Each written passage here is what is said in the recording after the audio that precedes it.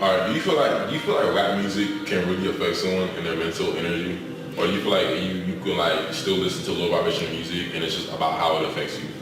So the first thing that we got to do is look at what does rap mean. So rap is an acronym, rhythm and poetry. Now the rhythm is the music, right? It's the beats, it's the drums, and the poetry is the words, right? So now, how does music affect the mind? There's a whole study on this called neuromusicology, where they actually break down and actually show and prove how music can actually affect our brainwave states. Now, our brainwave states is directly associated with human behavior, like what we're doing in our life. So obviously, the brainwave states or the brainwave patterns that we are having when we are sleeping is going to be different than the brainwave patterns that we're having when we are focused. Now, see, music, the rhythm has been shown to affect this brainwave pattern, or it's able to change our brainwaves from one state onto another. This is why you can have a completely different feeling while listening to Ariana Grande and you do NBA Youngboy.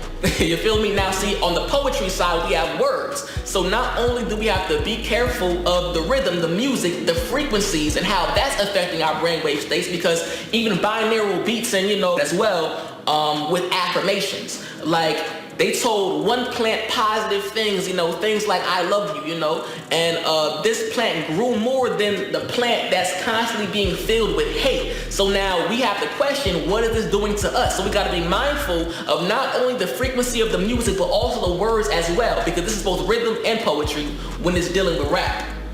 Wow. I feel like plants have their own form of senses that is different than our biological makeup. That is very distinguishable from our biological And makeup. does this also apply to trees too? Apply to trees, absolutely. Okay. Yeah. We have complete different biochemical makeups. For example, we have our photopigment is melanin. That's our photopigment. They also have, as well, but their photopigment is primarily chlorophyll. Now, see, chlorophyll is how they photosynthesize and convert light into energy. But we do the same thing. People are scared of the dark. Yeah, people are afraid of the dark. Yeah. But what people don't realize that, see, the dark and the light go hand in hand. It's like the yin and the yang. It goes together. You can't have dark without light. You can't have light without dark. A primary example of this, or a tangible example of this, is melanin. The reason why your melanin appears dark is because it is absorbing full color spectrum light. Full color spectrum light manifested into its physical state is darkness. So melanin, as it is broke down, being a photopigment, captures light. Now, as it is capturing light or absorbing light, that is how it becomes darker. Because as the melanocytes are being stimulated by the ultraviolet rays of the sun, right, that's when it induces the production of melanin to become darker. Wow. Or just relationships in general, right? Is that the root of relationship is the word relate.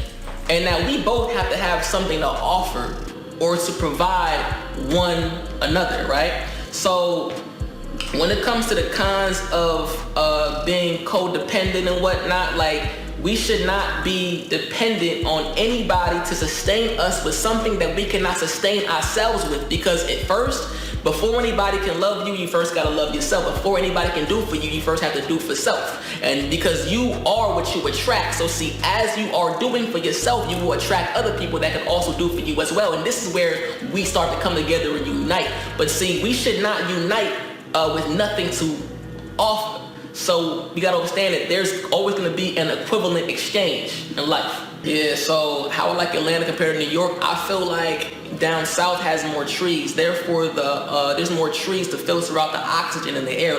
There's more clean air up here.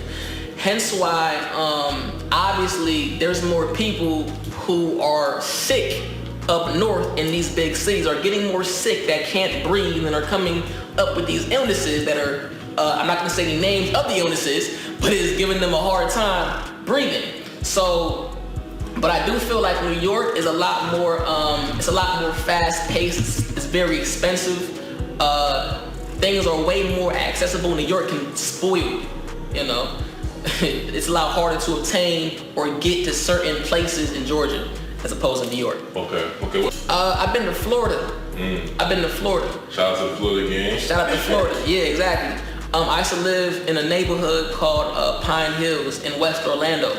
And Pine Hills is actually like Florida is a very powerful place. Like most people don't even know that Florida is actually sacred lands. In fact, like it's actually said to have been a part of Africa at a point in time. Whoa. Now, a lot of Christians get very offended when you say that see, the Bible is dealing with spells and incantations and whatnot. But see, obviously, like if we are dealing with possessions, you have people in church catching the Holy Ghost. Now, see, these are possessions.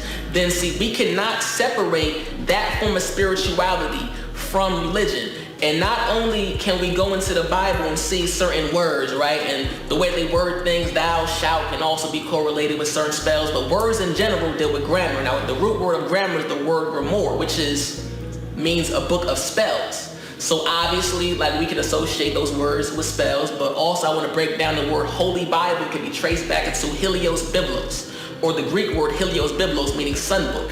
Now, we find all throughout the Bible references towards the sun. Down to Psalms 84:11, feel me, where it says like, for I am thy Lord thy God, a sun and a shield. And then we also see Jesus being called the light of the world. He has 12 disciples representing the 12 different constellations or houses of the zodiac that the sun goes through. You follow me? And he's also a part of the tribe of Judah, which also is 12 tribes. So we can go all throughout the Bible, and then we can also trace a lot of these stories back into the story of Horus, who is also considered to be a sky deity or even a sun deity.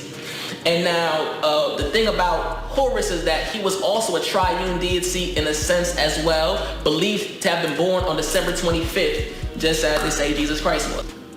The genders between the black community and the other communities, like the white community. Well, for starters, you never hear white men talking about they woman ain't shit.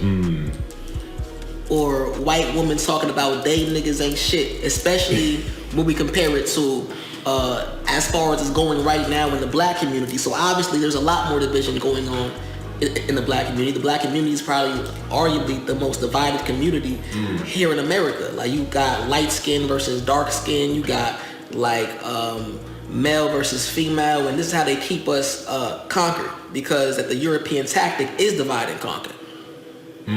So, and we got to come together, as divine masculine and divine feminine energy, because like you can't have one without the other. Now, like that's what makes it whole. The whole thing is balancement. Like that's what we got to be achieving, is balancement between all things in life, and that is the core, the fundamentals, the foundation of spirituality is in fact balancement. Like that there's the yin and the yang, which symbolize an aspect of divine feminine energy and an aspect of divine masculine energy.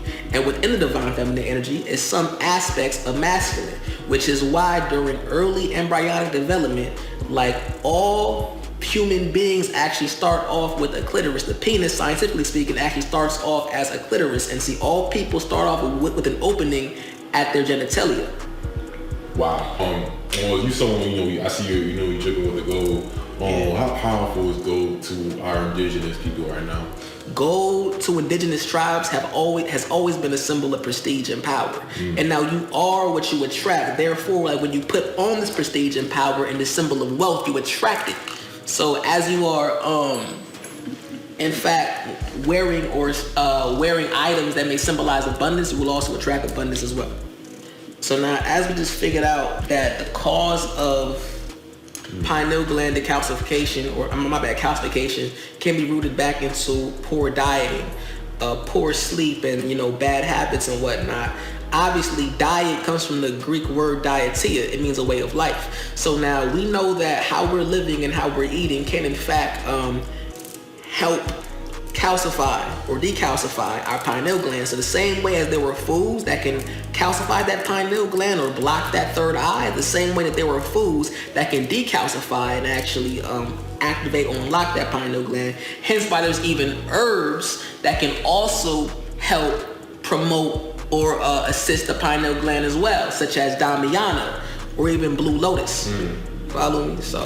Right, so now the third eye, most people don't even know that the third eye was actually once a literal eye in our pre-human ancestors. In fact, the third eye still acts as a partial eye in reptiles and amphibians, and there is actually a fish or there are fish that are eyeless fish that have no eyes, that can actually move and navigate around using only their pineal glands, because now there are similar nerve centers that's found in our pineal gland that is just as the nerve centers found in the retina of our eyes. So the pineal gland can actually react to light in the absence of our other two eyes. So now this is a literal eye. The question is, how are you able to see in your dreams, right? Even with your eyes closed. And now the answer to that is the mind's eye, because the pineal gland, what it does is it's responsible for producing the hormones melatonin. Now the production of melatonin is what initiates your locus coeruleus, which is directly associated with your sleep. Now like this is a black pigmented sensor in your brain. So now the pineal gland is associated with the dreams, which is also what we associate with astral projection and the spiritual world and our ancestral memory banks. So now we have the pineal gland producing hormones that is the key to unlock the door into our unconscious mind or into the spiritual world. What we are about the business now is awakening.